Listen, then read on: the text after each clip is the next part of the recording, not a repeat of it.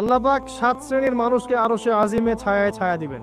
এক শ্রেণী হচ্ছে যারা ন্যায়পরায়ণ শাসক। যারা ন্যায়পরায়ণ শাসক হবে তাদের সামনে দুইটা গন্তব্য, হয় তারা আরশে আজিমের ছায়া ছায়া পাবে, নচেত জাহান্নামের আগুন অপেক্ষা করছে। কারণ প্রত্যেকটা দায়িত্ব সম্পর্কে আল্লাহ পাক জিজ্ঞাসা করবেন। এবং নবী সাল্লাল্লাহু আলাইহি ওয়াসাল্লাম একটা হাদিসের মধ্যে বলেছেন যে তোমরা কি জানো কিয়ামতের মাঠে সবচেয়ে বড় মিসকিন কারা হবে? সাহাবায়ে কেরাম বলছেন, আমরা তো মনে করি যার সম্পদ কম, অর্থবিত্ত কম, সেই সবচেয়ে বেশি মিসকিন, সবচেয়ে বড় মিসকিন। আল্লাহর নবী সাল্লাল্লাহু আলাইহি ওয়াসাল্লাম বলছেন, বরং প্রকৃত মিসকিন সে ব্যক্তি যে কিয়ামতের মাঠে নামাজ, রোজা, হজ, যাকাত আমলের নেকি নিয়ে উঠবে, পাহাড় সম নেকি নিয়ে উঠবে, কিন্তু অনেক পাওনাদার দাঁড়িয়ে থাকবে।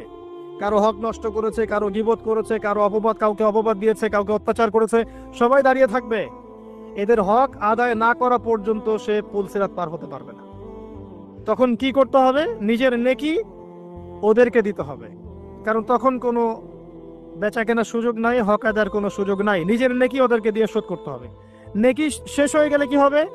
অন্যের গুনাহ তার আমলনামায় আসবে, পরে দেখা যাবে ওই ব্যক্তি জান্নাতে চলে গেছে আর এই ব্যক্তি পাহাড় সমান নেকি নিয়েও জাহান্নামে চলে গেল।